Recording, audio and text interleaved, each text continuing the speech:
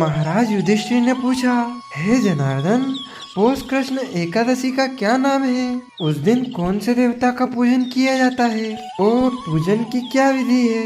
कृपा करके आप मुझे बताइए। भक्त वत्सल भगवान श्री कृष्ण कहने लगे कि हे धर्मराज युधिष्ठिर, मैं तुमसे स्नेह से व प्रेम पूर्वक कहता हूँ, एकादशी व्रत के अतिरिक्त मैं अधिक से अधिक दक्षिणा पाने वाले यज्ञ से भी प्रसन्न नहीं होता हूँ।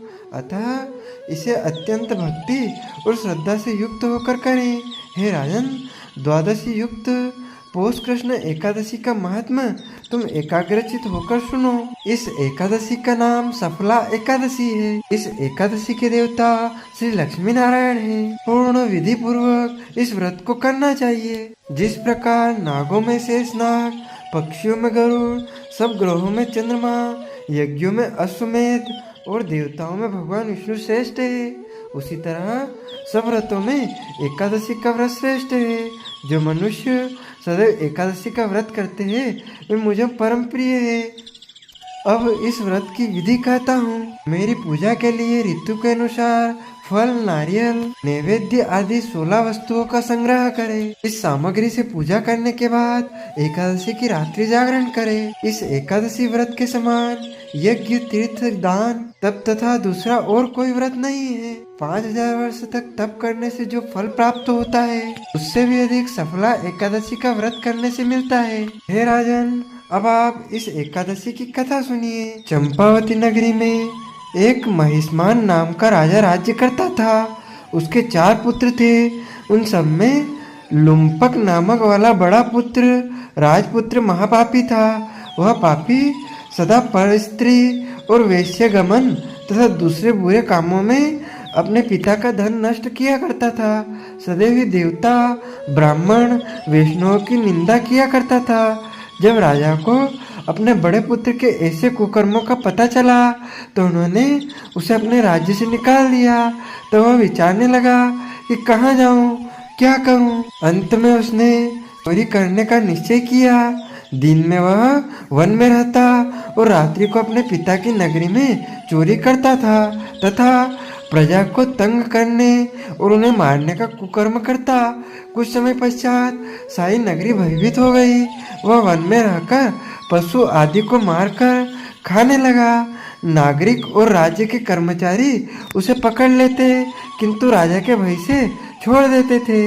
वन में एक अति प्राचीन विशाल पीपल का वृक्ष था। लोग उसकी पूजा भगवान के समान पूजा करते थे। उसी वृक्ष के नीचे वह महापापी लुम्बक रहा करता था।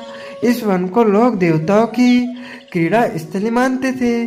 कुछ समय पश्चात पौष कृष्ण पक्ष की 10वीं के दिन वह वस्त्रहीन होने के कारण शीत के चलते सारी रात्रि सो नहीं सका। उसके हाथ पैर अकड़ गए। सूर्योदय होते होते वह मूर्छित हो गया। दूसरे दिन एकादशी को मध्याह्न के समय सूर्य की गर्मी पाकर उसकी मूर्छा दूर हुई। गिरता पड़ता वह भोजन की तलाश में निकला। पशुओं को मारने में वह समर्थ नहीं था, अतः पेड़ों के नीचे गिरे हुए फल उठाकर वापस उसी पीपल वृक्ष के नीचे आ गया। उस समय तक भगवान सूर्य अस्त हो चुके थे। वृक्ष के नीचे फल रखकर कहने लगा, हे भगवान, अब आपके ही अर्पण है ये फल, आप ही तृप्त हो जाइए।